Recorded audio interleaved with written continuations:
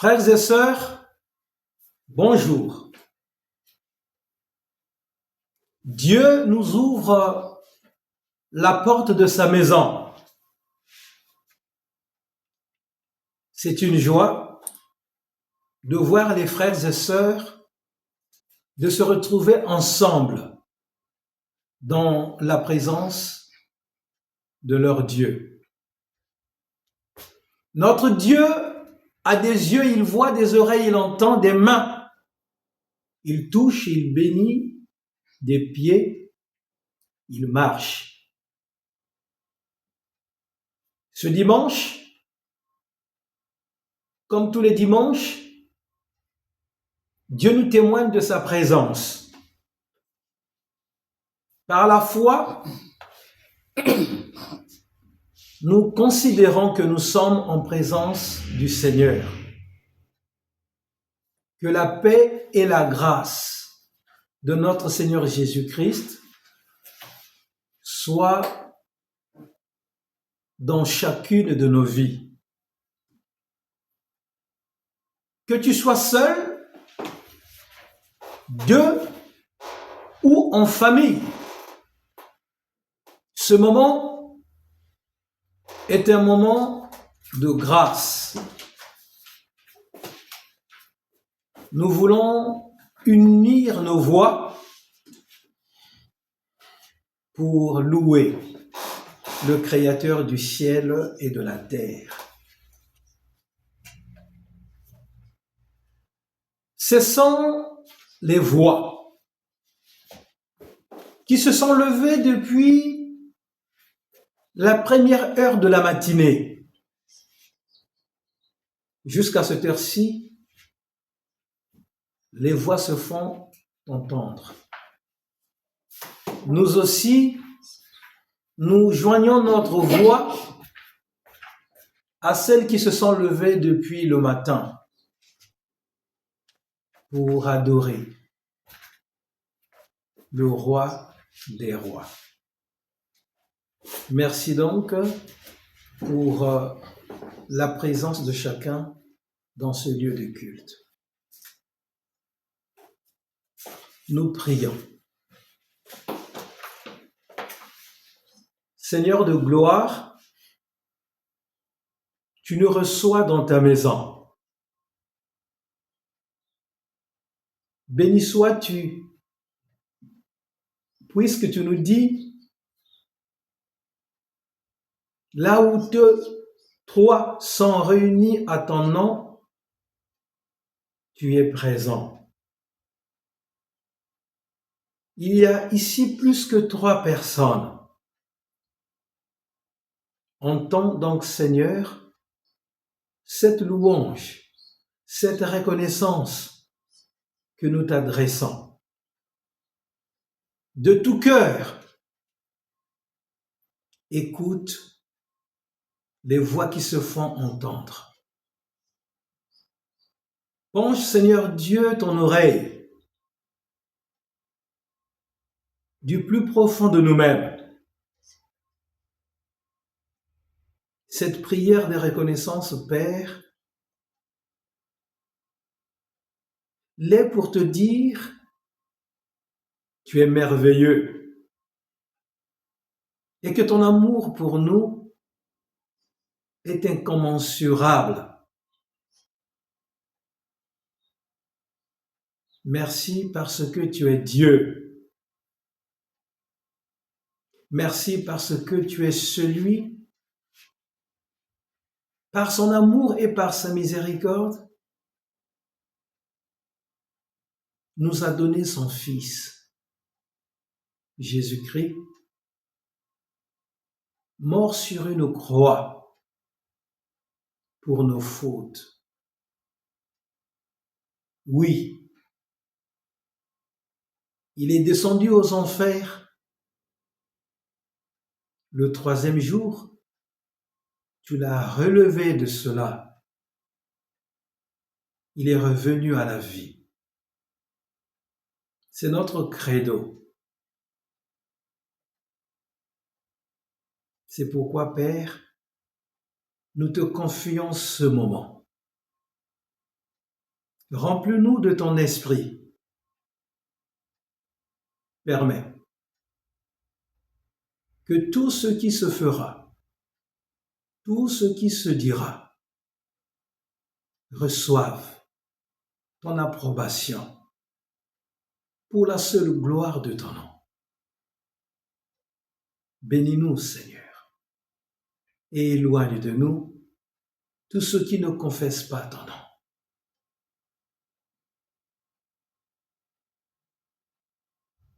Nous te bénissons une fois de plus encore pour ta présence dans ce lieu et dans nos vies. Au nom de Jésus.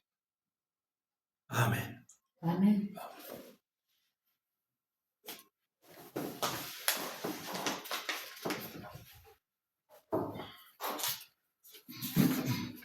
Nous entendons ce cantique d'entrée qui s'intitule Dieu Tout-Puissant.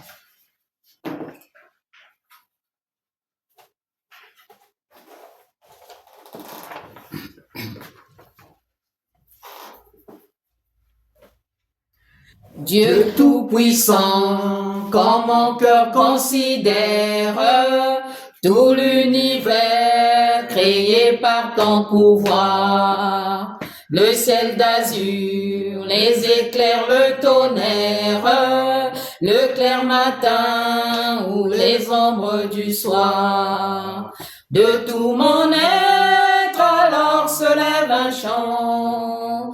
Dieu Tout-Puissant, que tu es grand, oh que tu es grand. De tout mon être alors se lève un chant. Dieu Tout-Puissant, que tu es grand.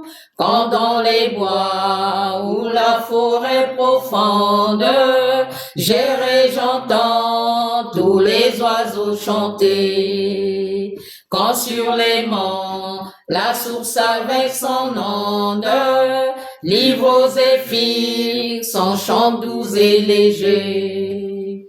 Mon cœur heureux s'écrie à chaque instant. Ô Dieu d'amour, que tu es grand, oh que tu es grand. Mon cœur heureux s'écrie à chaque instant. Ô Dieu d'amour, que tu es grand. Mais quand je songe au sublime mystère qu'un Dieu si grand a pu penser à moi, que son cher fils est devenu mon frère et que je suis l'héritier du grand roi. Alors mon cœur dit la nuit le jour que tu es bon, ô Dieu d'amour. Alors mon cœur dit la nuit le jour que tu es bon, ô Dieu d'amour. Quand mon sauveur éclatant de lumière se lèvera de son trône éternel et que laissant les douleurs de la terre, je pourrai voir les splendeurs de son ciel. Je redirai dans son divin séjour, rien n'est plus grand que ton amour, oh que ton amour. Je redirai dans son divin séjour, rien n'est plus grand que ton amour. Amen. Amen. Ce dimanche, l'Église dans son ensemble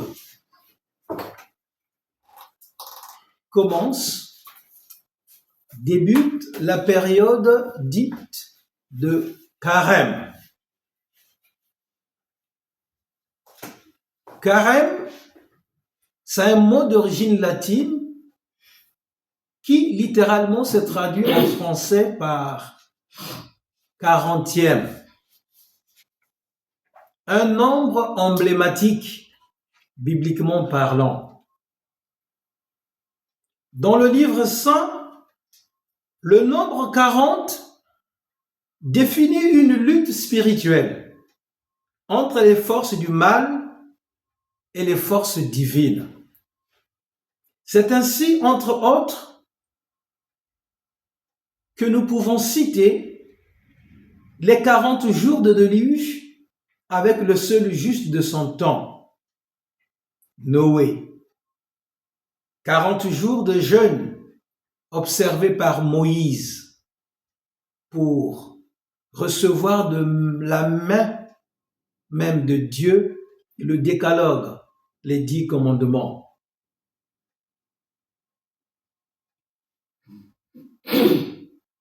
40 ans de marche dans le désert avec le peuple élu, Israël. Isaac se marie avec Rebecca à l'âge de 40 ans. Genèse 25, 20. Ésaü, fils d'Isaac, se marie à l'âge de 40 ans. Genèse 26, 34, 35.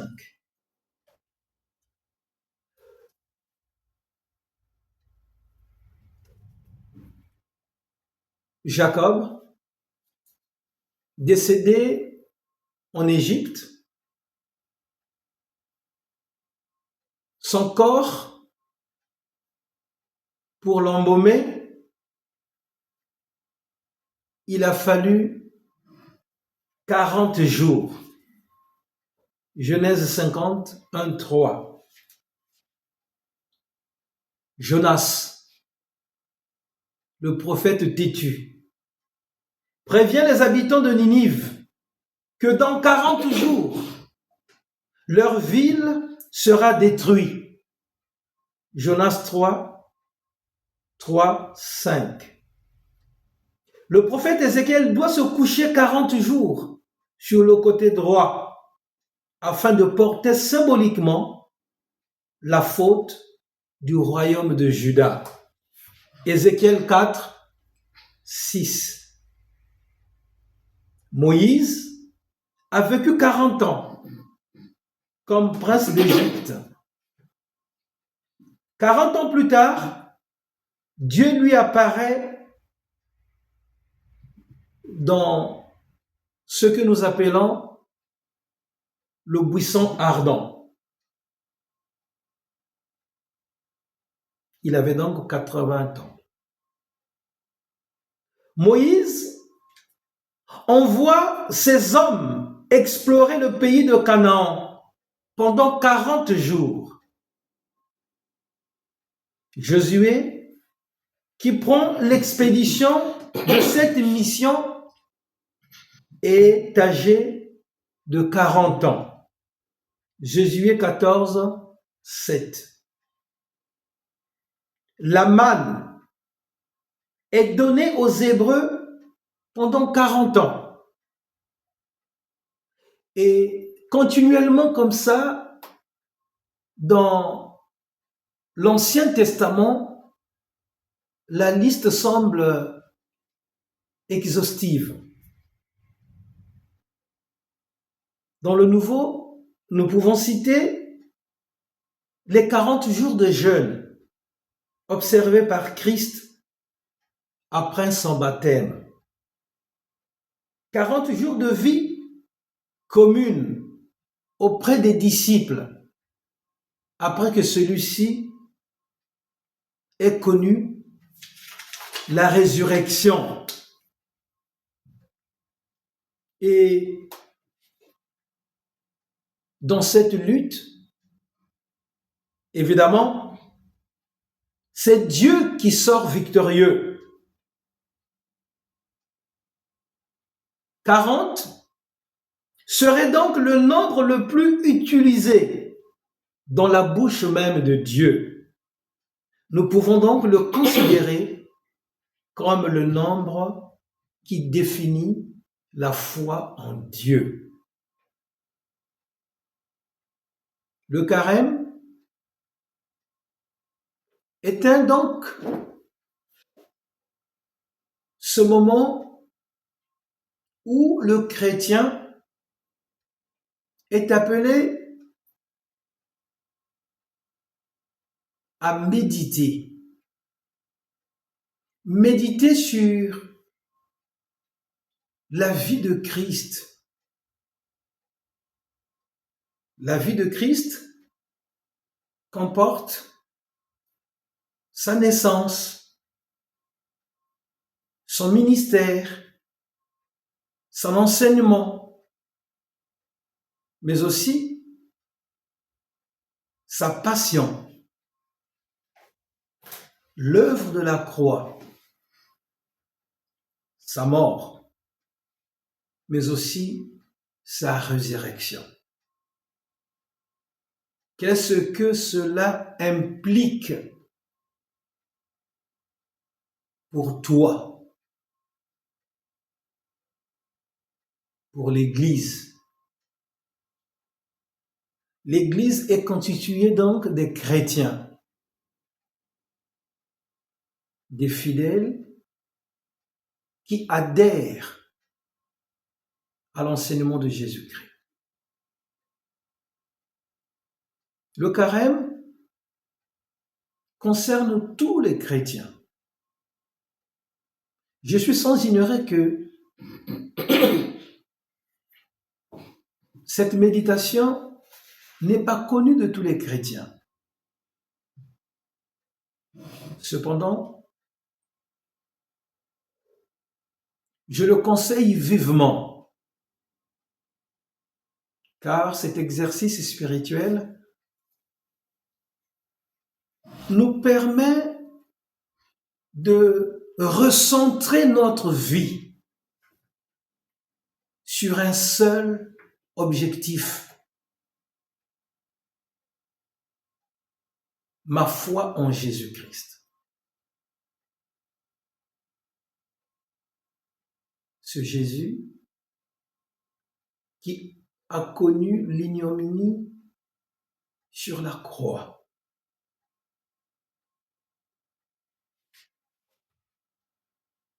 Et que Dieu dit de lui, il t'a sauvé.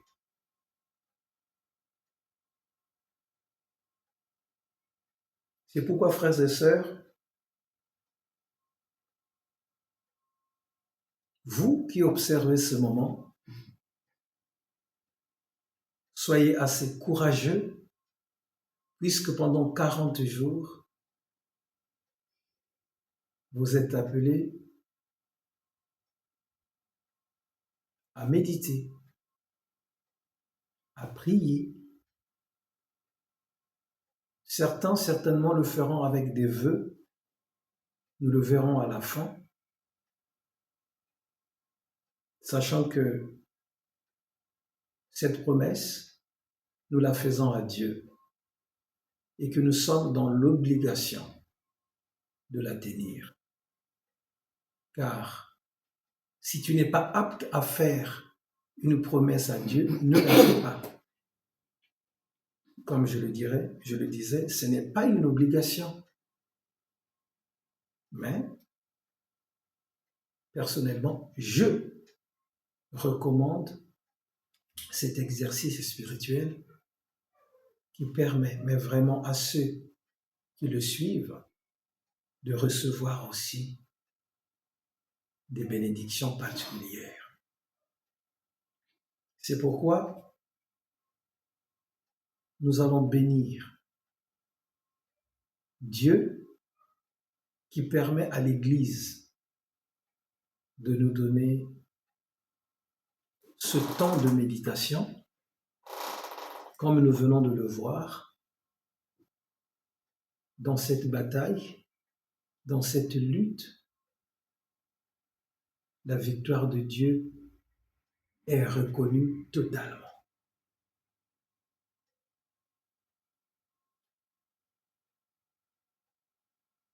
Dieu de notre salut, tu parles, tu te révèles, tu nous enseignes. Évidemment, c'est un chemin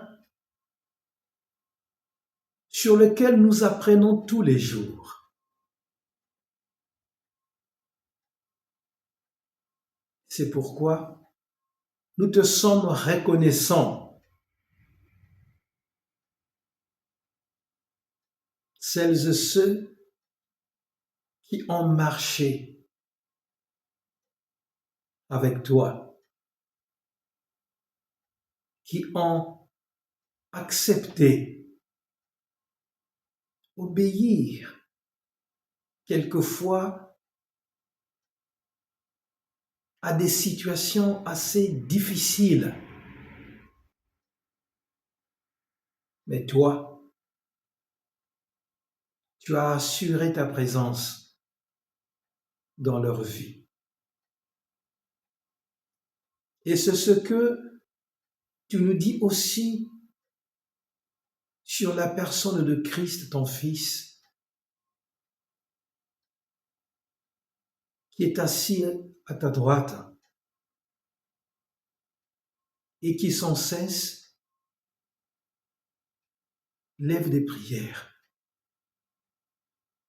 pour son Église. Père,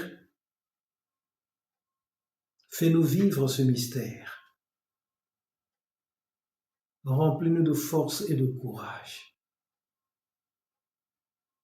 dans la méditation de cette période. Viens en aide à ton Église. Écoute donc, Seigneur Dieu, les prières de chaque communauté. Nous te rendons grâce d'avance, car nous savons que notre Dieu se penche, tend l'oreille et écoute les prières de ses enfants. En Jésus-Christ, nous bénissons ton nom.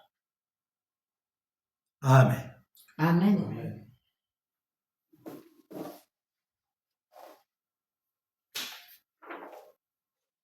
Miséricorde insondable.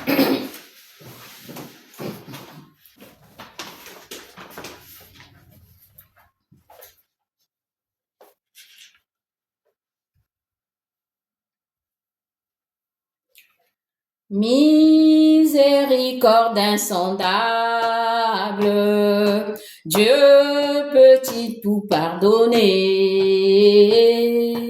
A-t-il un si grand coupable et mes péchés oubliés? Jésus, je viens à toi, tel que je suis, je viens à toi. Jésus, je viens à toi, tel que je suis. Prends-moi. Longtemps j'ai loin de sa face, provoqué son saint courroux,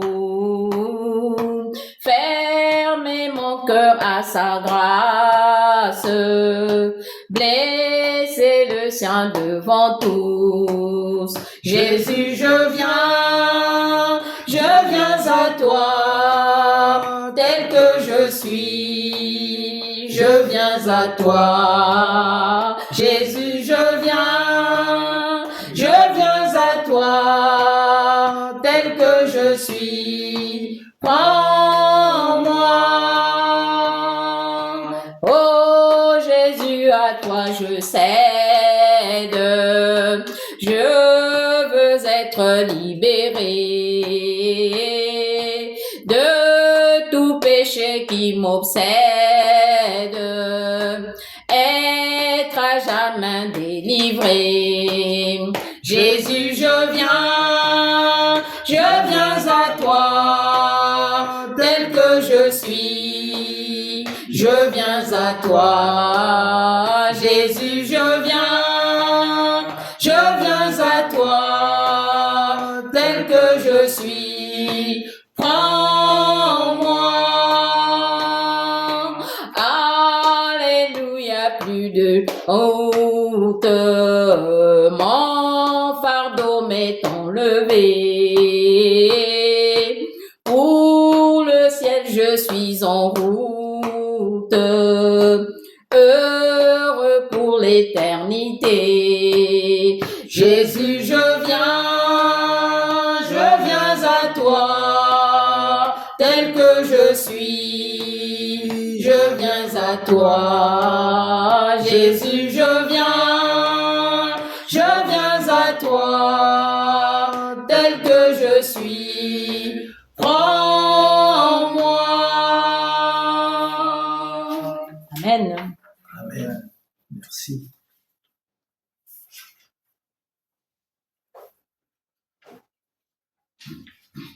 Nous prions par le psaume 1.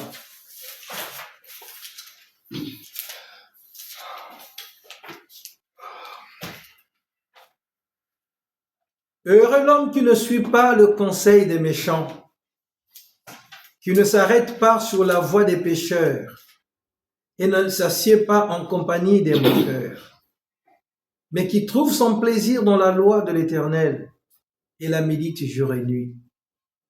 Il ressemble à un arbre planté près d'un cours d'eau. Il donne son fruit en sa saison, et son feuillage ne se flétrit pas. Tout ce qu'il fait lui réussit. Les méchants, au contraire, ressemblent à la paille que le vent disperse. Voilà pourquoi les méchants ne résistent pas lors du jugement, ni les pécheurs dans l'assemblée des justes. En effet, l'Éternel connaît la voie des justes, mais la voie des méchants mène à la ruine. Amen. Amen. Amen. Père, remplis-nous de ton esprit. Au moment où nous voulons écouter ta parole,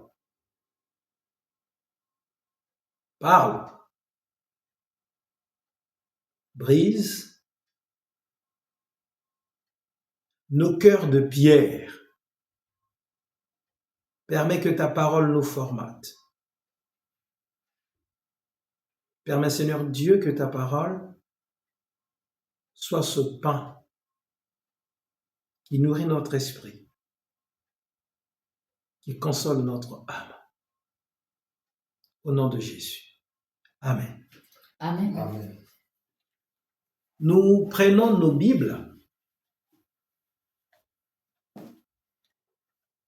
et nous lisons la parole de Dieu dans l'évangile de Luc, au chapitre 4,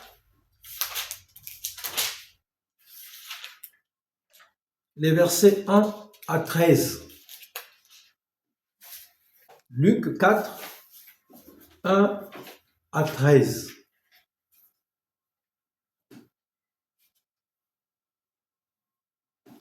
Nous écoutons. Lisons la parole de Dieu.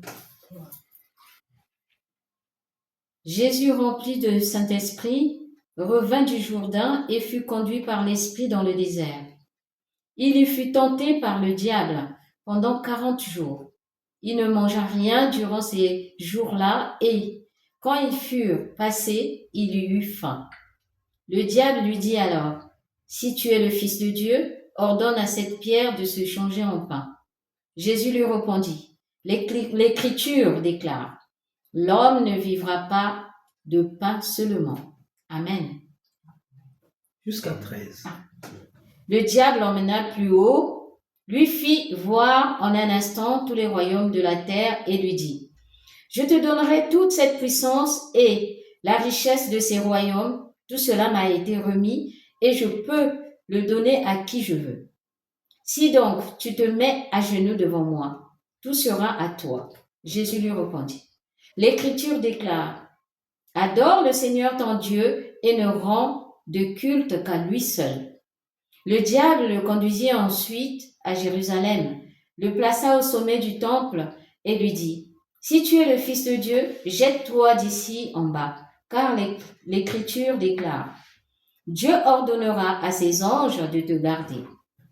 Et encore, ils te porteront sur leurs mains pour éviter que ton pied ne heurte une pierre. » Jésus lui répondit, « L'Écriture déclare, ne mets pas à l'épreuve le Seigneur ton Dieu. » Après avoir achevé de tenter Jésus de toutes les manières, le diable s'éloigna de lui jusqu'à une autre occasion. Amen. Amen.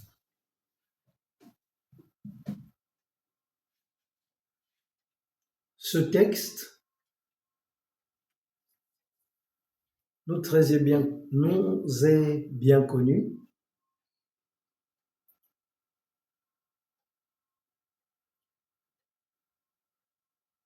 Très souvent, il est intitulé « La tentation de Jésus ». Et c'est le bon titre. Je suis assez dubitatif.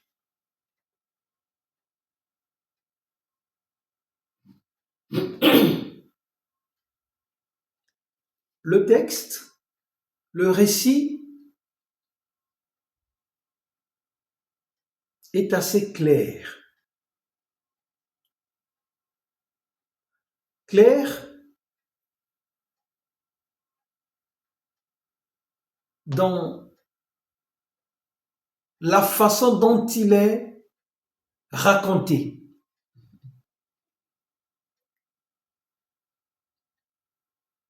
Le texte met en scène deux êtres. Jésus, l'autre est cité, Satan.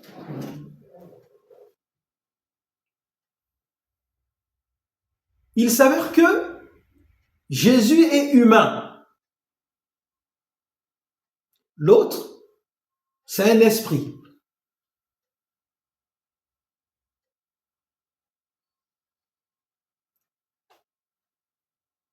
La scène se passe,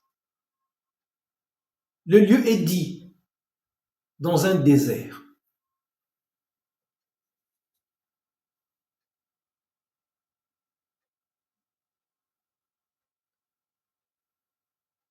On nous dit que Jésus est rempli de l'Esprit de Dieu.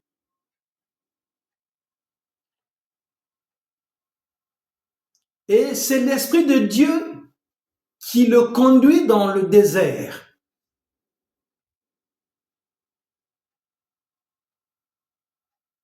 L'on peut se poser la question de savoir, mais pourquoi Jésus qui est fils de Dieu doit être rempli de l'Esprit de Dieu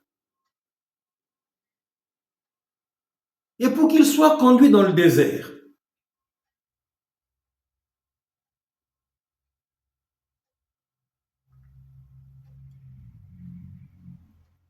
C'est là que les choses semblent nous échapper.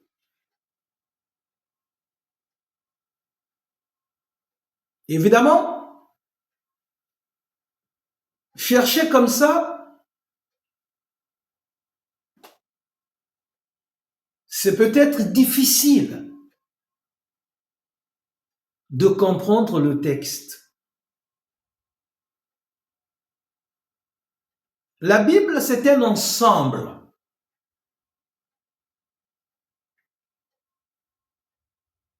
Des événements qui sont sous le contrôle de Dieu.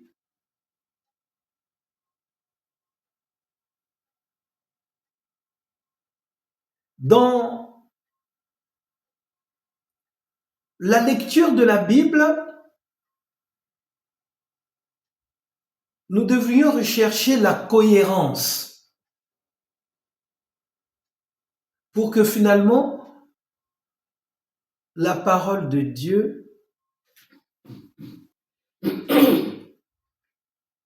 soit cette parole qui nous donne un message.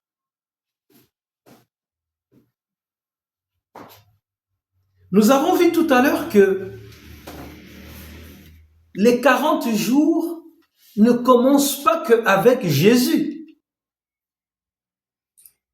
Nous avons cité un grand nombre de gens qui ont passé 40 jours dans des situations qui leur sont propres vis-à-vis de Dieu. Nous avons parlé tout à l'heure des 40 jours de jeûne de Moïse. Évidemment, Jésus ici respecte un jeûne de 40 jours dans le désert. Moïse est aussi à l'entrée d'un désert. Il monte sur une montagne Sinaï. Il y va pour 40 jours. Il ne s'alimente pas. Il est en pleine conversation avec Dieu. Donc nous pouvons supposer que, comme Moïse, qui était en pleine conversation avec Dieu, Jésus qui est rempli de l'Esprit de Dieu, va dans le désert pour dialoguer avec Dieu. Nous avons parlé aussi des Hébreux qui ont marché pendant 40 ans dans le désert. Alors que il nous est dit dans la Bible que à partir de Sinaï jusqu'à l'entrée du Canaan, ils avaient 11 jours de marche. Mais il a fallu 40 ans pour y arriver. Et Moïse l'explique dans Deutéronome.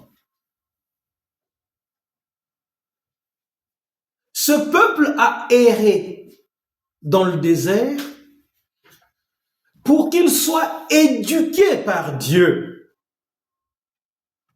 En quoi faisant?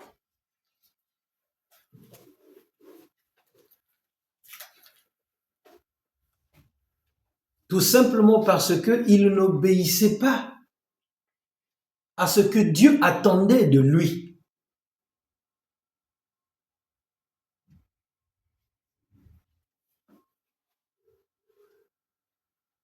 Sortis à peine de l'Égypte, les voici qui traversent la mer Rouge par la seule puissance de la main de Dieu. Et Dieu qui élimine l'armée de Pharaon devant leurs yeux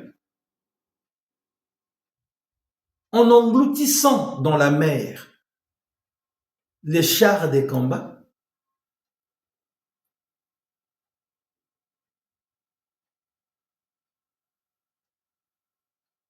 Une semaine après, les voici qui veulent retourner en Égypte.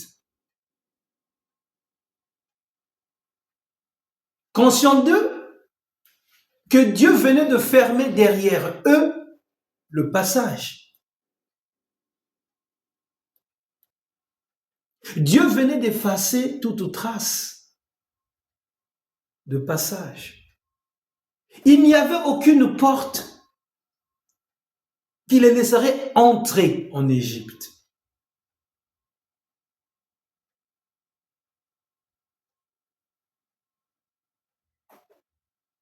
Et les voici qui commencent à insulter Dieu, à regretter les dieux de l'Égypte, en disant, nous étions bien là-bas, on mangeait en notre assiette la viande, les marmites remplies de viande. incroyable. Nous sommes tous d'accord, certainement, de reconnaître que aucun esclave est bien traité, est bien nourri. Le regret donne l'impression comme si il s'asseyait à la table de Pharaon et partageait tout avec Pharaon.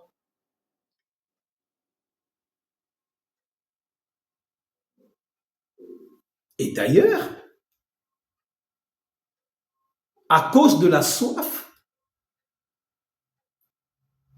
les voici qui s'insurgent contre Moïse. Et Moïse dit, mais Dieu, sous peu, ils vont me lapider.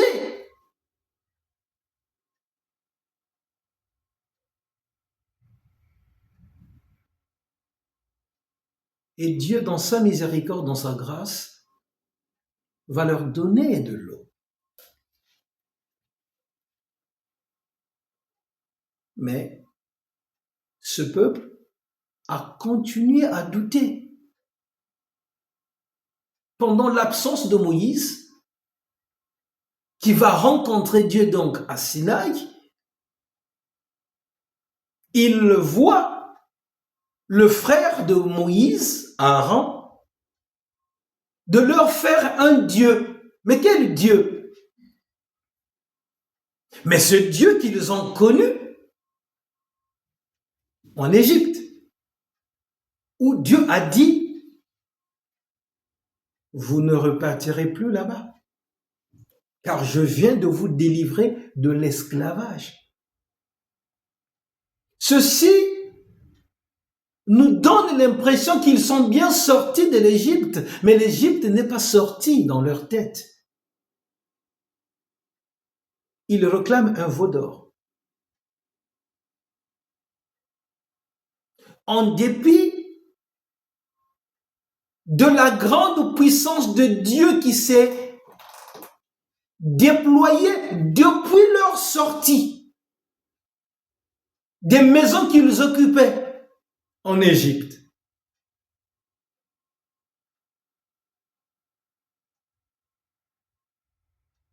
La traversée et ici la marche.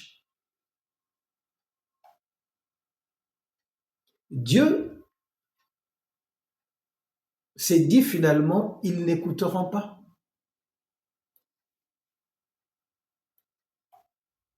Il serait donc judicieux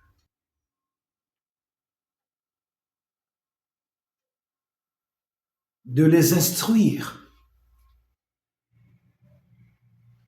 de les enseigner, avant qu'ils n'accèdent, avant qu'ils ne rentrent, avant qu'ils ne s'installent sur le pays où coule le lait et le miel. Cette promesse faite à leur ancêtre, Abraham. Et c'est l'errance qui va commencer dans le désert. Ce désert, comme on le sait, qui est un lieu hostile, aride à la vie humaine, devient un lieu de rencontre avec Dieu. Et ce peuple va expérimenter tous les jours la présence de Dieu par la nuée qui les conduisait la journée et la colonne de feu qui le conduisait la nuit.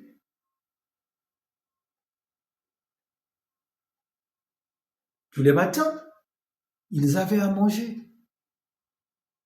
Dieu va les éduquer que désormais,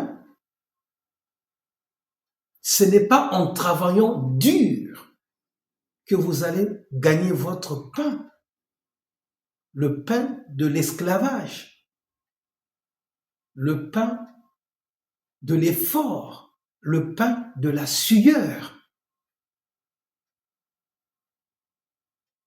Mais ma grâce, ma miséricorde, ma bonté seront présentes tous les matins. Et c'est la manne. Le pain qui leur a donné le survie dans le désert. Jésus donc, qui est poussé, qui va dans le désert, nous pouvons certainement en déduire qu'il croise Dieu. Il rencontre Dieu. Il est le Fils de Dieu. Et pourquoi il rencontre Dieu? Il doit le connaître. Évidemment, il le connaissait. C'est son Père. Les textes nous disent qu'il a été conçu par le Saint-Esprit. Et donc, il est pleinement homme. Il est pleinement esprit. C'est pourquoi il peut rencontrer Dieu dans ce milieu isolé. Et l'on nous dit, tout ceci se passe avant l'entrée dans le ministère.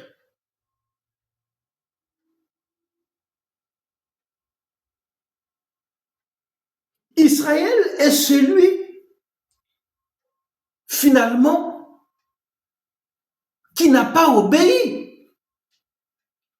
Et nous pouvons penser que Satan, qui connaissait ce projet, que Dieu se voulait un peuple qui soit un phare, une lumière pour toutes les nations du monde, a fait son mieux pour que ce peuple ne soit pas éclairé. Pour cela, Dieu a donné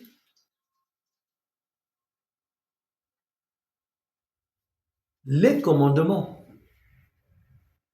et différentes règles qu'il appellera la loi, que ce peuple va apprendre pendant 40 ans dans le désert. Jésus, bien que fils de Dieu, le désert deviendra donc pour lui ce moment de rencontre pour parler avec Dieu, son Père, de ce qu'il doit vivre, de ce qu'il doit apporter à l'humanité.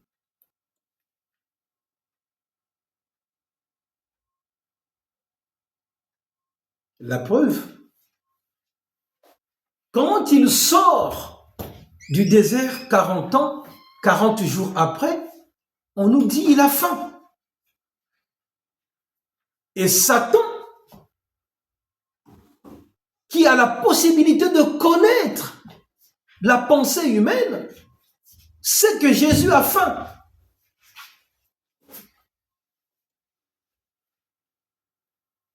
Et il vient et il lui tend un piège par rapport à la situation qu'il est en train de vivre.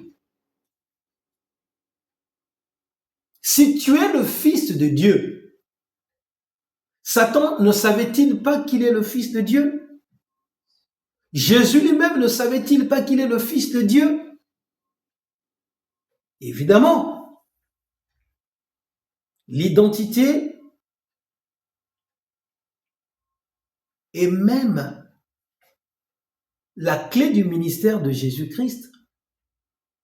Il va se lever dans le monde des humains en révélant son Père en tant que fils de Dieu. Satan qui se sent menacé, pensant qu'il pouvait aussi vaincre celui-ci, comme il l'a fait avec le peuple d'Israël.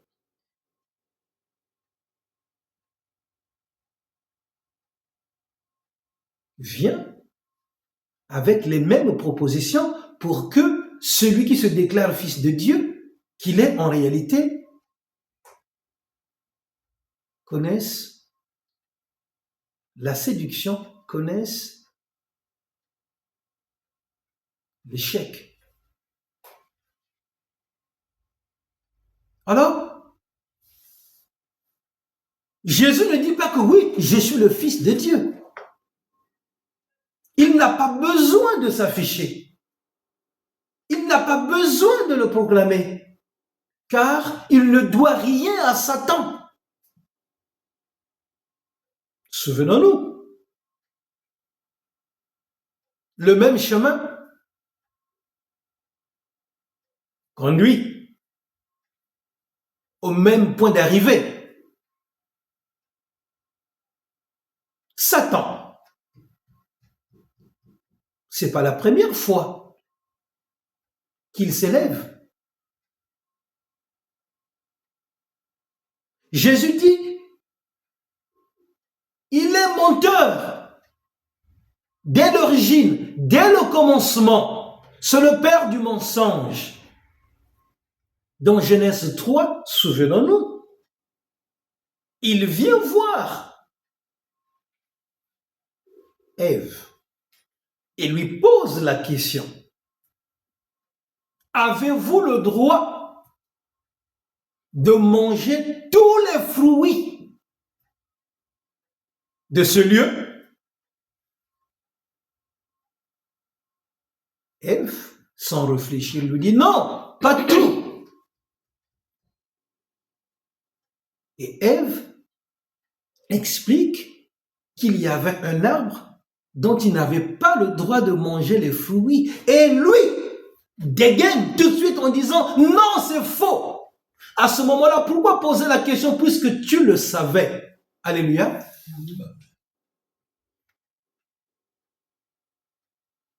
Et il fait comprendre à Ève, mais non, Dieu vous a menti, puisque le jour où vous en mangerez, vous serez comme un Dieu. Vos yeux s'ouvriront et vous connaîtrez le bien et le mal.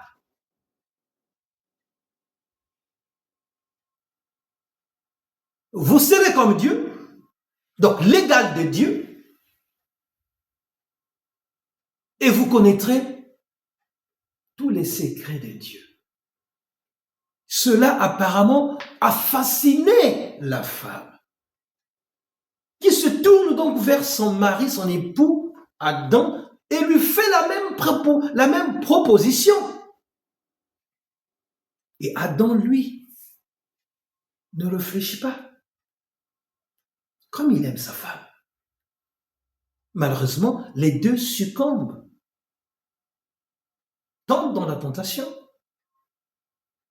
et rentrent dans l'interdiction. Et la Bible nous dit, les yeux se sont ouverts, évidemment. Mais qu'est-ce qu'ils ont vu? Ils étaient nus. La honte, l'impureté, le mal. Évidemment. C'est ce côté morbide, ce côté sale des choses, ce côté que Satan gouverne, c'est celui-là qu'ils ont vu. Oh oui, Adam et sa femme viennent de faire quelque chose de mauvais. Et à partir de ce moment-là, Satan règne en maître sur la vie humaine, puisque la conséquence de ça va entraîner la mort. Et comme nous le savons, la mort est entrée par une seule personne, Adam, qui est l'image de Dieu. Adam, qui a été créé à l'image de Dieu, qui est sorti directement de Dieu. C'est par lui que le mal est entré. Et le mal a sévi tous ceux qui sont descendants d'Adam. La mort nous frappe tous. Satan qui sait que le Fils de l'homme vient pour reconstruire les choses, pour rebâtir les fondements de ce que Satan avait détruit, il ne veut pas cela. Il ne veut pas que Dieu récupère ce qui lui appartient. C'est pourquoi il se présente devant Jésus. Jésus, comme on le sait, il est annoncé dès le commencement. C'est le moyen par lequel Dieu voudrait restaurer sa création. Dieu voudrait pardonner la faute de l'humanité. Dieu a aimé Adam. Dieu a continué à aimer Ève. Ils lui appartiennent. La preuve, à cause de cette honte, il ne le laisse pas, bien qu'il les sorte de l'Éden, mais il ne le laisse pas nu. C'est Dieu lui-même qui fabrique les habits pour cacher la nudité d'Adam et Ève. Ça veut dire quoi? Mais ça veut dire que l'image de Dieu est encore dans Adam, l'image de Dieu est encore dans Ève, en dépit de la souillure qu'ils ont connue. Donc, l'amour de Dieu continue à œuvrer dans la vie de ceux qui ont péché.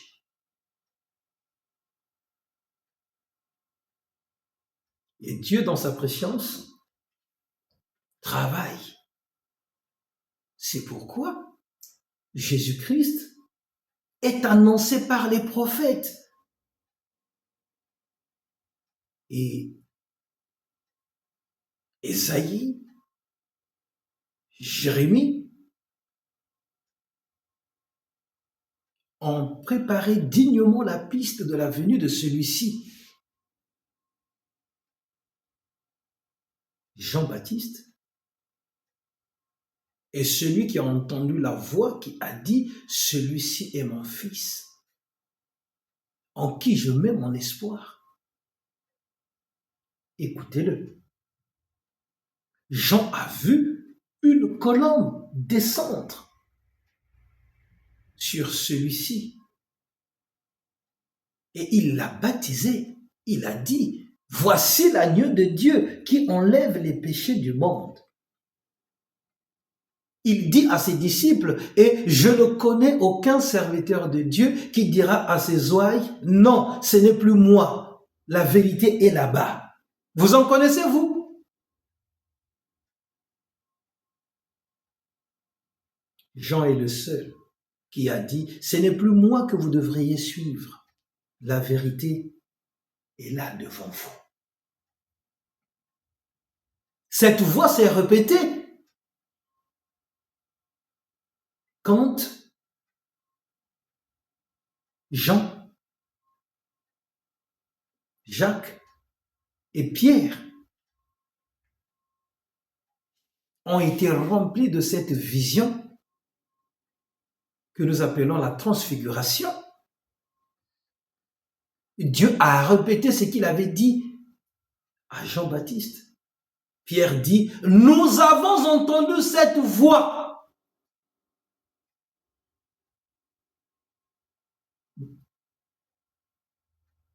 Oui, frères et sœurs, Jésus, comme nous venons de le voir, les propositions de Satan sont toutes réfutées, non pas par la puissance de Jésus-Christ, non pas par l'Esprit de Jésus-Christ, non pas parce qu'il est le Fils de Dieu. Jésus refute toutes les propositions du diable par la vérité de la parole sainte, par les Écritures. À en croire, Israël avait la possibilité d'obéir. Parce que il avait l'Écriture. Les descendants d'Israël avaient la possibilité d'obéir. Parce que la parole était avec eux. Frères et sœurs, Jésus-Christ refute d'obéir à Satan par la puissance de la parole de Dieu. Mais nous voyons aussi que Satan connaît la parole. Il l'entraîne sur une montagne et il dit que tout ceci m'appartient. Alors si tu sautes, Dieu enverrait lui-même les anges. Souvenez-vous, c'est le psaume 91. Tant chéri, tant aimé par les chrétiens, que nous considérons comme un psaume de protection. Et c'est celui-là que Satan cite. Et Jésus lui dit, mais l'on ne peut adorer que Dieu et Dieu seul. On ne peut s'agenouiller que devant la face de Dieu.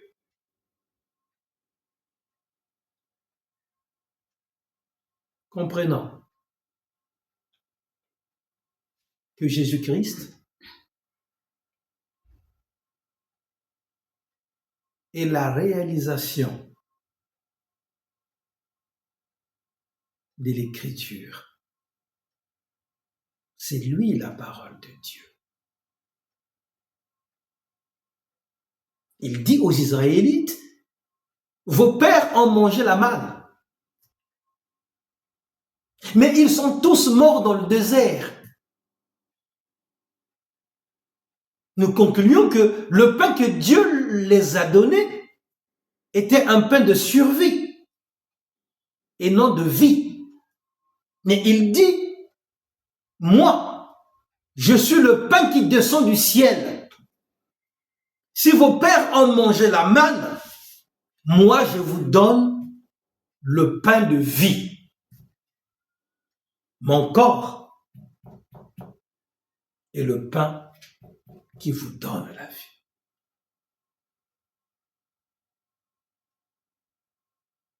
Oui, Jésus, qui a lutté contre Satan, à qui il a dit « arrière de moi », on nous dit « et celui-ci le quitte ». Frères et sœurs, les tentations peuvent être luttées. Toutes les tentations que nous vivons sont humaines. Il y a,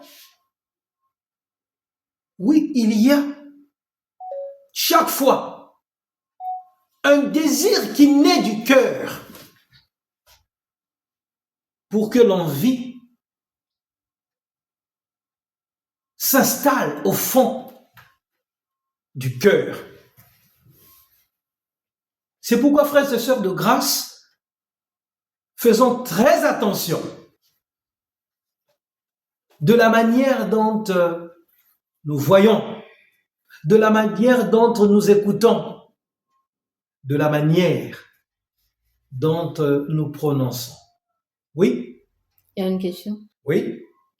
Comment Adam, qui n'est pas né d'un humain, créé par Dieu lui-même, peut être celui par qui le péché est entré sur terre? Oui, tout simplement parce que Dieu a donné à Adam, comme à tous les êtres vivants, vous et moi, le libre arbitre. Dieu n'est pas celui qui nous force, mais Dieu est celui qui nous propose des choses. Et Dieu coopère avec l'intelligence humaine pour que l'obéissance vienne de toi. C'est le libre arbitre. Quand Ève vient et fait la proposition à son époux, Adam connaissait l'interdiction.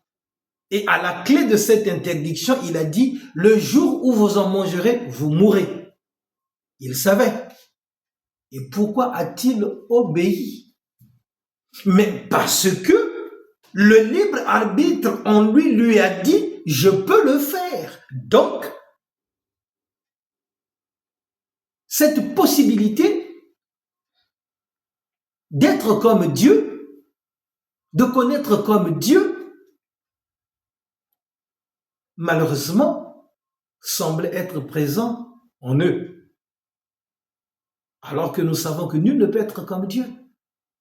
Souvenons-nous que Dieu avait dit à Adam et Ève, c'est ma création, mais je vous la donne. Dieu a légué la création à Adam et Ève. Il a dit, prenez-en soin. Et savons-nous que c'est Adam qui a donné les noms de tous les animaux qui existent sur la terre. Voyez la responsabilité. Et donc, il pouvait certainement demander quoi que ce soit à Dieu, qui jugerait bon ou non de le lui accorder. Et pourquoi cette proposition de Satan est finalement qui dira oui? C'est ce que nous avons étudié hier. Nous pouvons le dire aussi pour Abraham, qui, dans ses oreilles, avait bien entendu la promesse de Dieu. Mais quand la proposition de sa femme vient, que fait Adam? Et que fait Abraham? Et nous avons vu les conséquences derrière. C'est pourquoi je dis, à chaque tentation, comprenons qu'il y a la désobéissance. À chaque tentation, qu'il y a la désobéissance derrière. Et quand tu sais que je suis tenté par, alors que les conséquences, c'est la désobéissance, n'y va pas. N'essaie même pas. Ne cherche même pas. Alléluia. Amen. C'est pourquoi le chrétien doit comprendre que aucune tentation ne peut être évitée. Pourquoi je le dis? Mais parce que, évidemment, Jésus-Christ a travaillé pour.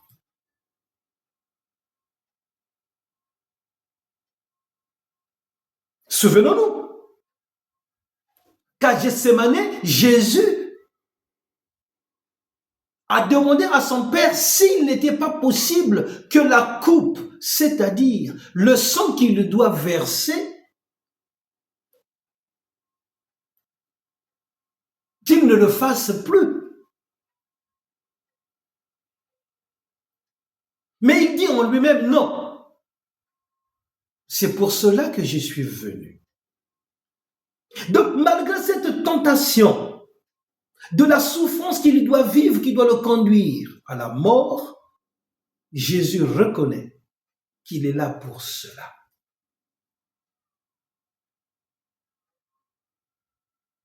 Jésus est celui qui est allé au bout de l'obéissance, contrairement à Israël. C'est pourquoi le dessein d'Israël vient trouver terminus en Jésus-Christ. C'est pourquoi toute l'Écriture trouve terminus en Jésus-Christ. C'est pourquoi toute la volonté de Dieu doit s'exécuter en Jésus-Christ. Il a obéi jusqu'au bout. L'obéissance jusqu'à la croix. C'est pourquoi Dieu l'a élevé d'une grande sphère. Le seul qui est assis à la droite du Père. Il sait tout de Dieu. Mais Jésus nous dit bien, c'est pour nous qu'il a connu cela. Frères et sœurs, nous, sur lequel le péché d'Adam pèse,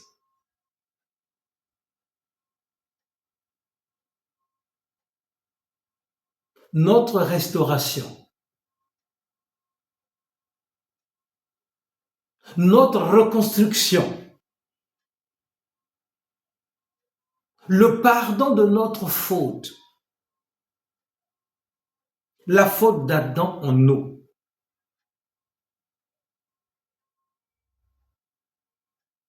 est réparée en Jésus-Christ. Parce que la mort de Jésus-Christ nous libère du poids du péché. Ça veut dire quoi? Si le premier Adam, tiré de Dieu, a conduit à la mort, Jésus-Christ aussi qui est tiré de Dieu, qui vient de Dieu, conçu par l'Esprit de Dieu, est le second Adam. Et donc, ce second Adam conduit à la vie éternelle. Parce que Jésus promet que ceux qui l'acceptent dans ce qu'il a vécu sur la croix,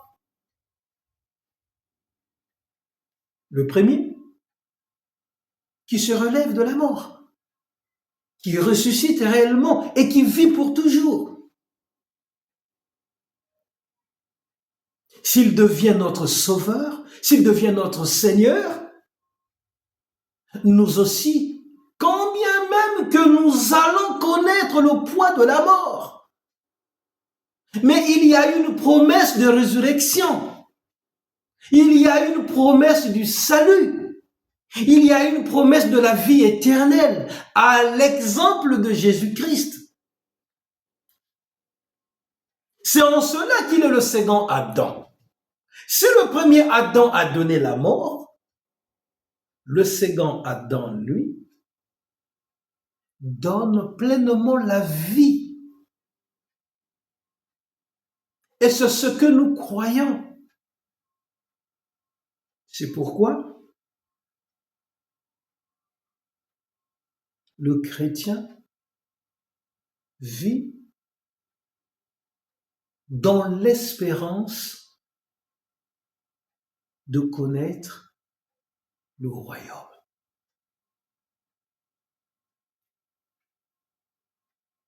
Le carême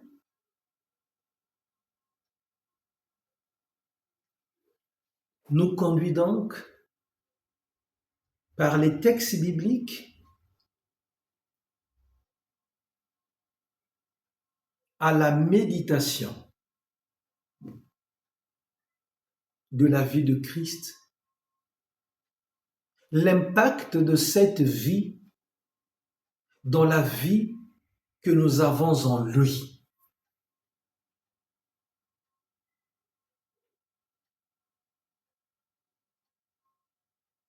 Oh, frères et sœurs,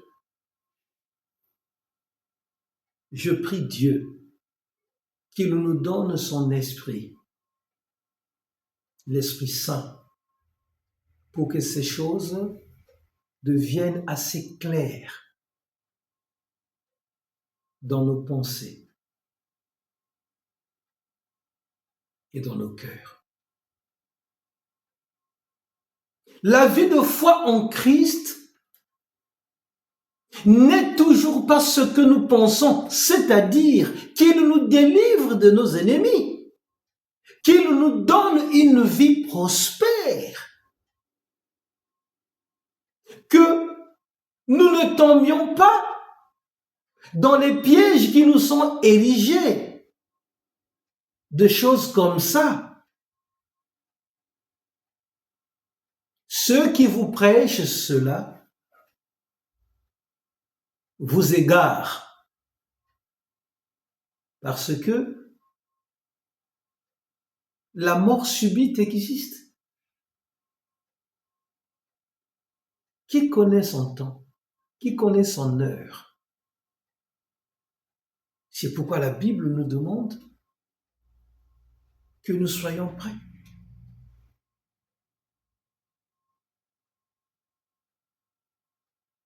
Je ne veux faire peur à personne. Je me vois tout simplement de prêcher cette bonne nouvelle qui invite chaque être humain qui vit sur cette terre. L'amour de Dieu nous est témoigné en la personne de son Fils, Jésus-Christ. C'est pourquoi, frères et sœurs de grâce, ne négligeons pas la parole de Dieu que nous lisons, que nous écoutons, que nous méditons. Chaque fois que la parole de Dieu est prononcée, est lue, est méditée, ne passe pas outre. Essaie de comprendre pourquoi cette parole, pourquoi je l'ai reçue aujourd'hui, pourquoi je l'entends aujourd'hui. Qu'est-ce qu'elle voudrait me dire aujourd'hui? Vous savez, c'est Jésus qui le dit. Tout passera. Tout. Mais il dit, aucune lettre de l'ensemble des Écritures ne s'enlèvera. Tout est porté à l'accomplissement.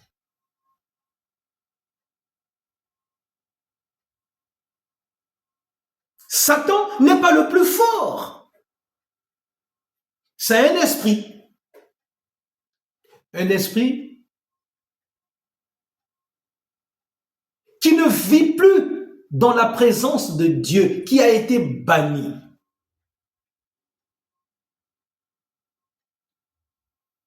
Le seul nom de Jésus-Christ le fait fuir. Il a des acolytes qu'on appelle les démons. Lui et ses acolytes ne supportent pas l'Esprit de Christ, ne supportent pas le nom de Christ et ne peuvent pas tenir devant la lumière de Christ.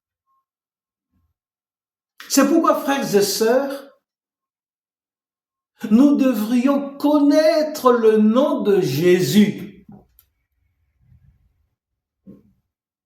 et que nos situations difficiles, redoutables, doivent être soumis à Dieu au nom de Jésus. Ne pensons pas que nous le trouvons, Satan, à tout coin de rue. Non. Non. Ceux qui sont sous la protection de Dieu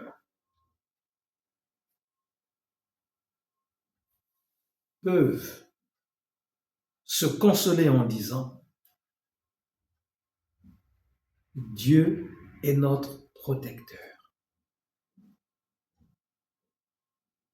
C'est pourquoi notre corps doit constamment être propre, c'est-à-dire balayé de toute souillure, car notre corps est le temple de Dieu et le temple de l'Esprit Saint. Oui, oui, la perfection n'est pas humaine. Nous décrochons. Dieu sait que nous décrochons. Le plus important,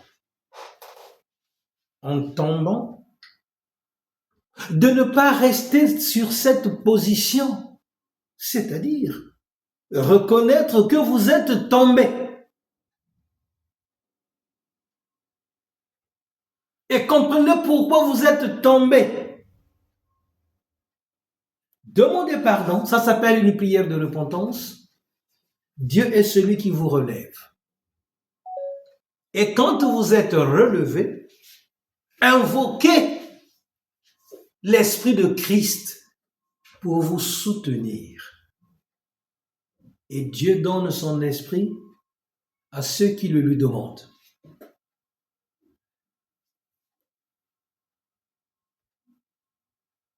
Alors, frères et sœurs, pour finir, si le premier Adam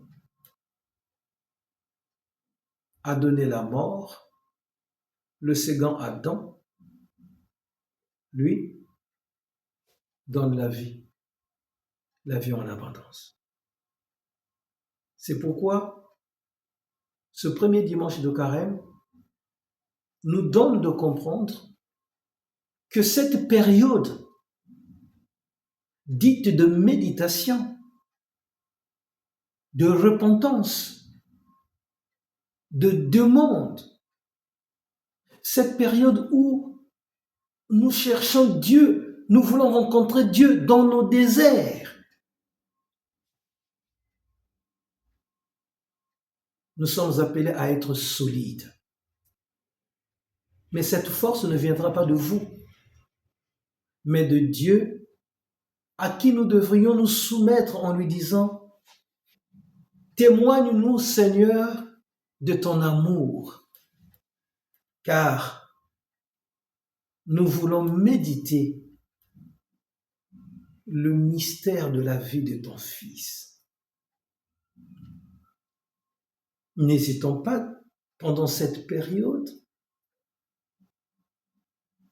de monter les prières pour nos propres problèmes, mais aussi pour les autres, sachant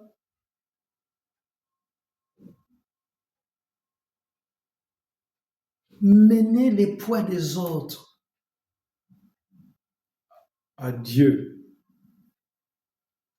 Évidemment, beaucoup de témoignages beaucoup de bénédictions sont vécues par ceux qui vivent cette période avec un cœur sincère. Que Dieu nous entende. Amen. Amen. Amen.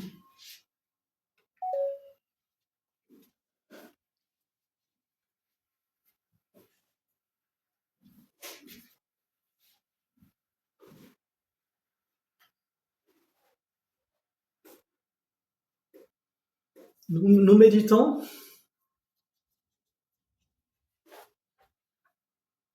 et demandons à la servante du Seigneur d'intercéder pour la communauté et tout ce que le Seigneur lui mettra sur le cœur. Merci.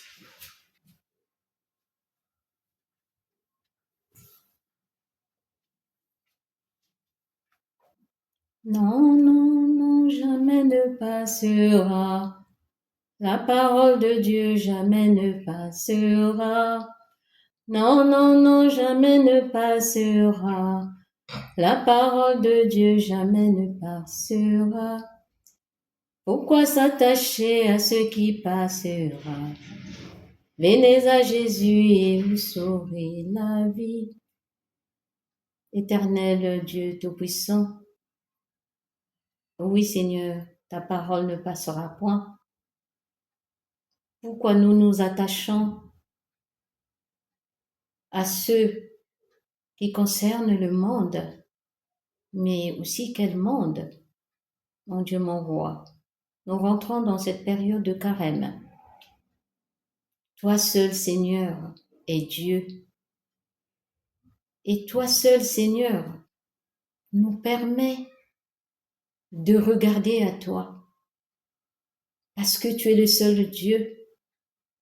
Tu es le seul qui a créé l'univers. Tu es le seul qui a créé l'homme. Tu es le seul qui a créé tout ce qui se trouve dans le monde. Tu es le seul qui a créé le monde. Tu es le maître de tout. Dieu Tout-Puissant, je te rends grâce et je te bénis.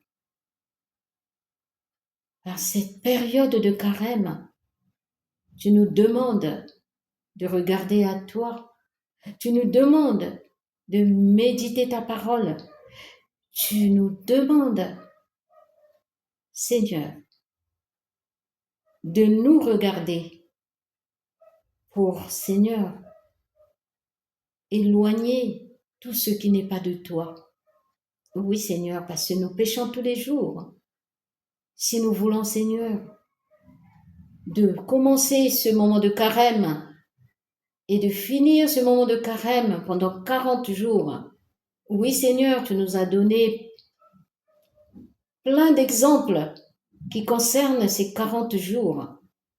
Parce que c'est ces 40 jours, si nous arrivons, Seigneur, qui nous donnera grâce et bénédiction.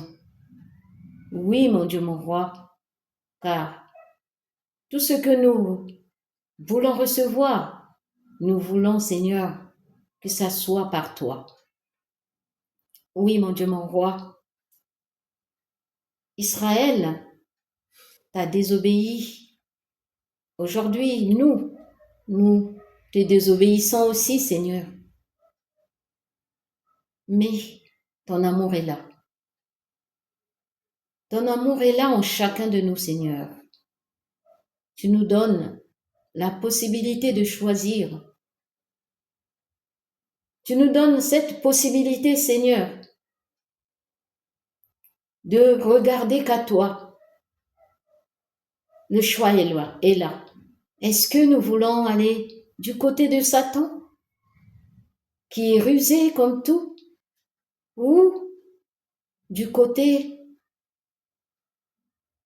du Tout-Puissant, qui a créé toutes choses et qui a créé Satan? Seigneur Dieu, tu es le Dieu de l'univers. Nous devons que regarder à toi. Parce que c'est toi qui nous donnes la force de vaguer à nos occupations. Tu nous donnes, Seigneur, le discernement pour discerner ce que nous voyons, ce que nous entendons. Tu nous donnes cet discernement de discerner ce que nous lisons. Seigneur Dieu, tu nous donnes la force de dire oui ou non. Tu nous donnes, Seigneur, cette capacité, Seigneur, de te reconnaître que tu es le seul Dieu. Nous devons, Seigneur, regarder qu'à toi. Nous devons, Seigneur, obéir qu'à toi. Nous devons, Seigneur, demander qu'à toi, crier qu'à toi par rapport, Seigneur, à nos souffrances, par rapport, Seigneur, à tout ce que nous ne pouvons pas porter. Tu nous as donné Jésus-Christ qui est venu à nous pour porter nos fardeaux. Il est venu mourir pour nous, Seigneur. Et tu nous dis, Seigneur, dans ta parole, mon Dieu, mon roi, nous devons élever ce nom. Le seul nom, Seigneur, qui est reconnu, c'est le nom de Jésus-Christ. Le nom de Jésus-Christ qui nous donne la vie, qui nous donne la vie éternelle. Ce nom qui nous protège, ce nom qui est notre lumière, ce nom qui est puissant au vu de Satan. Oh oui, Seigneur. Il suffit, Seigneur, de proclamer que Jésus est Seigneur et Sauveur. C'est une force pour nous. Éternel Dieu, je regarde à toi, Seigneur, et je prie, Seigneur, pour mes frères et sœurs, pour cette parole, la parole qui nous fait rentrer dans ce moment de carême. Oui, pour reconnaître nos péchés, pour se donner à Dieu. Le carême pour méditer cette parole qui nous ouvre les portes du ciel. Éternel Dieu, merci. Comment ne pas t'obéir? Mais nous te demandons, Seigneur, de nous donner cette force qu'on n'a pas. Nous te demandons, Seigneur, pour tous ceux qui jeûnent, pour tous ceux, Seigneur, qui viennent à toi pour te demander pour leur souffrance, pour leur maladie, qui jeûnent pour que tu leur rependes, qui jeûnent pour être plus près de toi. Oui, Seigneur, je demande que tu puisses recevoir leurs prières. Oui, Seigneur, nous sommes tes enfants. Nous avons été créés par toi. Nous avons été nés des parents humains, mais ton amour est là pour chacun de nous, Seigneur. C'est pour cela, ce moment est crucial pour chacun de tes enfants, parce qu'ils ont choisi, ils choisissent, Seigneur, de jeûner, d'être près de toi, dans le jeûne, dans la parole que tu nous as donnée. Oui, cette parole qui est notre lumière, cette parole, Seigneur, qui nous ouvre l'intelligence pour comprendre et pour rejeter le mal. Cette parole qui nous donne, Seigneur, la crainte de ton nom, mon Dieu, mon roi. Donne-nous l'intelligence de la méditer nuit et jour, surtout ce moment crucial de carême, Seigneur, d'être plus près de toi. Seigneur, bénis ton serviteur qui a parlé en ton nom. Oui, bénis le nom, Seigneur, de notre Seigneur Jésus-Christ, qui est notre vie, qui nous donne la vie et qui est notre chemin. Oui, mon Dieu, mon roi, merci pour ce temps, parce que tu nous donnes cette force et la capacité de traverser ce désert de nos problèmes, ce désert de nos maladies, ce désert, Seigneur, de ce que nous arrivons peut-être pas à faire, mais par ta force, Seigneur, tu nous donnes cette capacité d'y arriver. Seigneur Dieu, pour ceux qui n'arrivent pas à parler, Seigneur, ils te parlent au fond de leur cœur. Pour ceux, Seigneur, qui pleurent, tu leur donnes, Seigneur, la capacité de dire, Seigneur, viens nous en aide. Oui, Seigneur, tu entends parce que tu as une bouche qui parle, tu as des oreilles qui entendent, Seigneur, tu as des yeux qui nous voient. Éternel Dieu, tous ceux qui sont connectés et ceux qui ne sont pas connectés et ceux qui sont dans le monde, ce monde que tu as créé, Seigneur, et qui te connaissent comme le Dieu Tout-Puissant, Seigneur.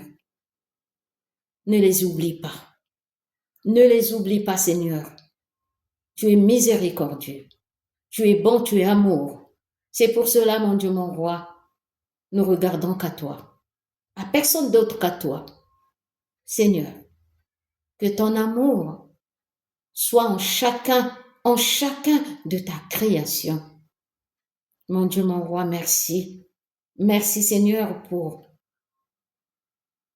cette journée merveilleuse, pour ce temps que tu nous donnes de nous rapprocher encore plus de toi. Merci, Seigneur, pour cette vie, Seigneur, que tu as renouvelée en chacun de nous. Merci, Seigneur, pour la force que tu nous as donnée, Seigneur, d'être connectés pour t'écouter, toi, le vrai Dieu. Merci, Seigneur, pour tout ce que tu fais. Et tu feras toujours, Seigneur. Même quand nous sommes dans la déception, Seigneur, parce que rien ne marche, Seigneur, mais tu viens nous parler en rêve. Tu viens nous parler, Seigneur. Oui, Seigneur Dieu, nous te remercions, Seigneur, pour le Saint-Esprit qui dirige, Seigneur, nos pensées. Le Saint-Esprit qui est là, Seigneur, pour nous parler, pour nous guider. Seigneur, exauce les prières de tout un chacun. En ce moment de carême, Seigneur, exauce et agis en chacun de nous, Seigneur.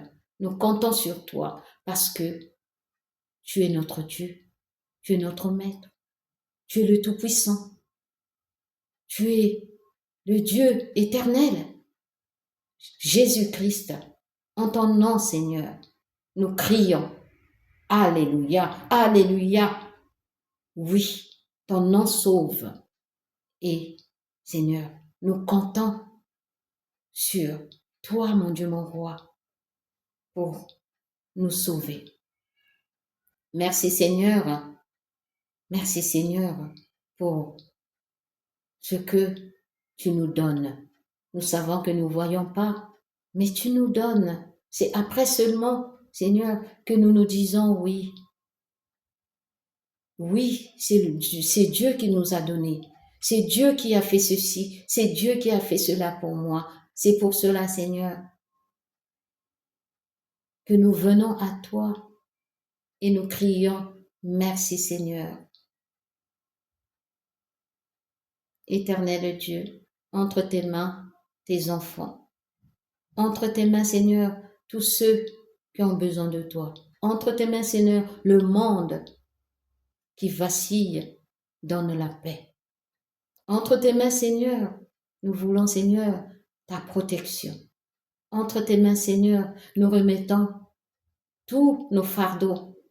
Entre tes mains, Seigneur, nous venons vers le Père pour que le Père nous sauve. nous te glorifions, nous te bénissons, nous te disons merci Seigneur de tout ce que tu fais et tu feras au milieu de ceux qui te reconnaissent comme le Dieu Tout-Puissant qui a créé toutes choses.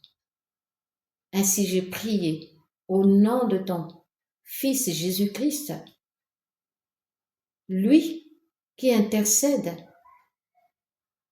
à ta droite pour nous. Il ne se fatigue pas, il est là, il intercède pour nous. Et nous devons nos vies qu'à lui, parce que il est là. Il est là, il nous secourt, il prie, il nous protège. Il est là à côté de nous, il ne nous laisse jamais tomber. C'est pour cela, Seigneur, nous disons Alléluia. Ainsi j'ai prié au nom de Jésus-Christ. Amen. Amen.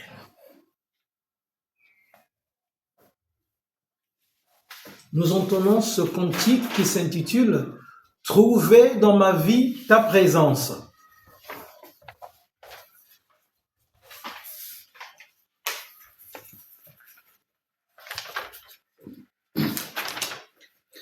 Trouver dans ma vie ta présence, tenir une lampe allumée, choisir avec toi la confiance, aimer, se savoir aimer. Trouver dans ma vie ta présence, tenir une lampe allumée, choisir avec toi la confiance, aimer et se savoir aimer. Croiser ton regard dans le doute, brûler à l'écho de ta voix, rester pour le pain de la route, savoir reconnaître ton pas. Trouver dans ma vie ta présence, tenir une lampe allumée, choisir avec toi la confiance, aimer et se savoir aimer. Brûler quand le feu devient cendre, partir vers celui qui attend, choisir de donner sans reprendre, fêter le retour d'un enfant. Trouver dans ma vie ta présence, tenir une lampe allumée, choisir avec toi la confiance, aimer et se savoir aimer. Ouvrir quand tu frappes à ma porte, briser les verrous de la peur, savoir tout ce que tu m'apportes, rester et devenir veilleur. Trouver dans ma vie ta présence, tenir une lampe allumée, choisir avec toi la confiance, aimer et se savoir aimer. Trouver dans ma vie ta présence, tenir une lampe allumée, choisir avec toi la confiance, aimer et se savoir aimer. Amen. Avant de finir,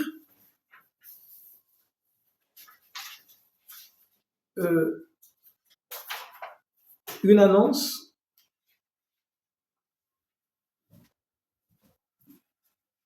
sur la plateforme Facebook, un lien nous a été donné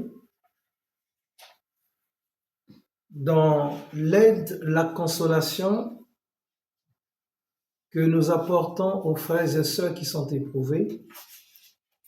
Il y a un lien. Et donc, la cotisation de chacun est de 20 € comme on le sait. C'est notre frère Clément qui a perdu sa sœur. Et donc, le lien est là pour ceux qui passent par ce lien. Voilà. Pour revenir au carême,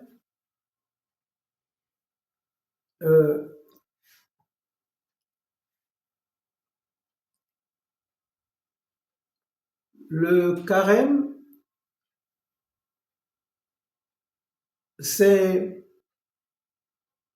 n'est pas le jeûne. Très souvent, quand on parle du carême, on fait allusion au jeûne. Non, ça n'a rien à voir. Le jeûne est une pratique spirituelle que le chrétien peut réaliser à tout moment selon sa conviction, selon que l'Esprit lui parle. Voilà. Le carême, c'est une prière de 40 jours que le chrétien, évidemment, peut faire accompagner avec l'acte de jeûner. Donc, pour ceux qui pensent qu'ils peuvent accompagner le carême avec le jeûne, c'est faisable. Il y a des jeûnes entiers, c'est-à-dire du matin au soir, sans rien manger. Vous vous fixez 1 heure le soir pour manger. Les jeûnes intermittents existent. Coupés à l'eau ou au pain, c'est possible. En fonction de votre organisme, en fonction de votre santé. C'est vous qui décidez. Qu'on ne vous impose rien là-dessus. Pour ceux qui prennent des traitements, des médicaments, surtout ne les coupez pas. Et quand vous savez que vous avez un traitement, vous avez des médicaments à prendre, mangez. Mangez. Ne dites pas, voilà, pendant la période du carême, comme je dois jeûner, je laisse. Surtout ne faites pas cette bêtise. Ceux qui ne peuvent pas jeûner parce qu'ils ne peuvent pas, il y a des alternatives. J'ai toujours demandé, c'est des vœux en fait. Le jeûne, c'est un vœu que tu fais devant Dieu. Donc, de faire un vœu. Présente à Dieu ce que tu aimes faire. Ça peut être tout simplement la cigarette, que tu as du mal à arrêter en disant « je ne vais pas fumer pendant cette période, je ne vais pas boire pendant cette période, je ne veux pas garder tel feuilleton je ne veux pas lire tel livre, ce que vous aimez. » Vous faites un vœu par rapport à ce que vous aimez. Donc, c'est ce que vous aimez, que vous donnez en offrande à Dieu pendant cette période. Le carême, le jeûne, prière, oui, parce que c'est un moment de prière. Mais c'est bien ces prières de les mener avec des passages bibliques, la lecture des psaumes, donc des méditations de la parole de Dieu. C'est ce qui vous fera tenir, c'est ce qui vous parlera, c'est ce qui vous donnera de la force de tenir. Pour ceux qui n'ont pas de programme, moi je propose un programme que je mettrai sur les plateformes tout à l'heure, sur Facebook, et sur WhatsApp. Commençons par la prière de repentance. Donc, ce soir, dimanche, lundi, mardi, je crois jusqu'à mercredi. Voilà. Et puis, à partir de mardi, je posterai le suivi du programme, s'il vous plaît. Donc, est-ce qu'il y a des questions à propos de cela? Tout est bien détaillé dans ce que je dois vous envoyer. Là, j'ai pas de questions. Bon, très bien. Donc, nous arrivons à la fin de notre prière. Nous allons prier.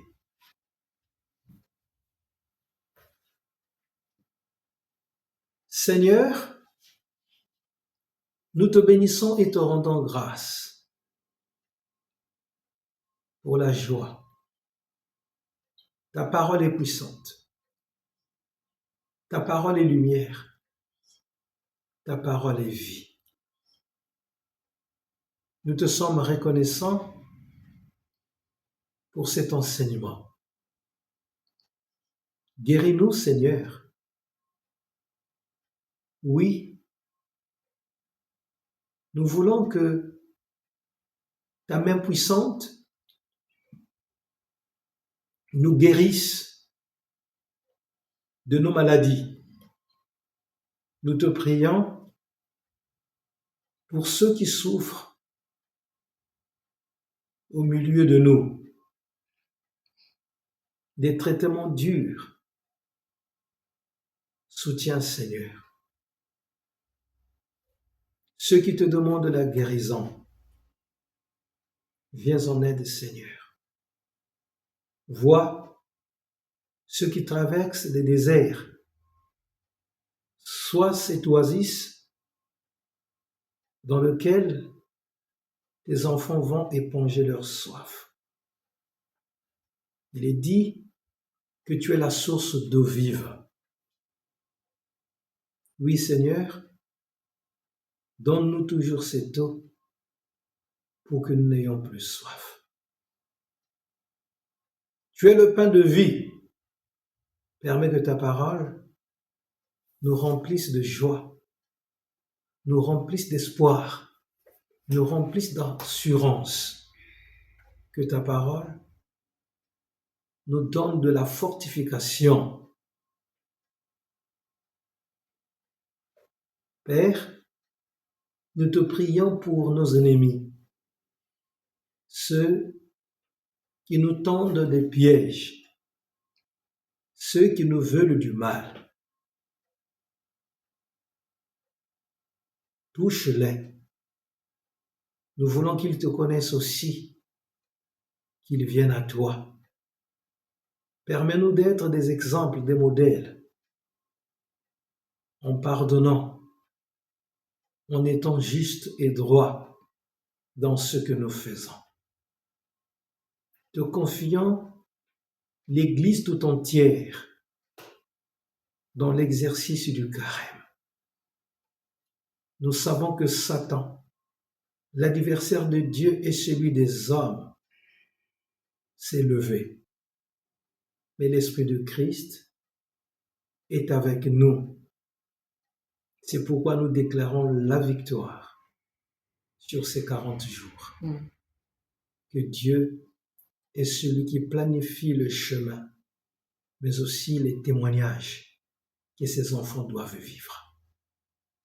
Merci Père pour tes projets dans nos vies. Bénis tes enfants que nous sommes. Au nom de Jésus. Amen. Amen. Amen. Nous prenons ce cantique. Quel ami est fidèle et tendre. C'est ce cantique qui va clôturer donc ce moment. Merci.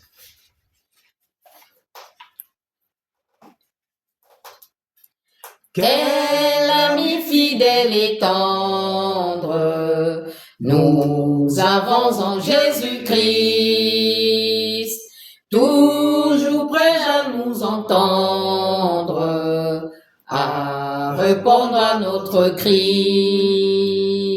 Il connaît nos défaillances, nos chutes chaque jour. Serve en ses exigences, il est riche en son amour.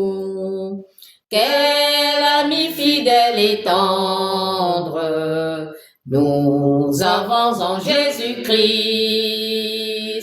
toujours prêt à nous comprendre quand nous sommes en souci. Disons-lui toutes nos craintes, ouvrons-lui tout notre cœur. Bientôt ces paroles saintes nous rendront le vrai bonheur. Quel ami fidèle et tendre nous avons en Jésus-Christ, toujours prêt à nous défendre quand nous presse l'ennemi. Il nous suit dans la mêlée, nous entoure de ses bras, et c'est lui qui tient l'épée, qui décide des combats. Quel ami fidèle et tendre nous avons en Jésus-Christ, toujours prêt à nous apprendre à vaincre en comptant sur lui.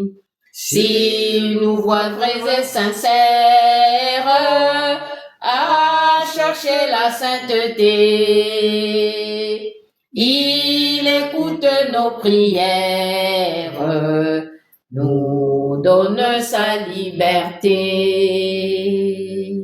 Amen.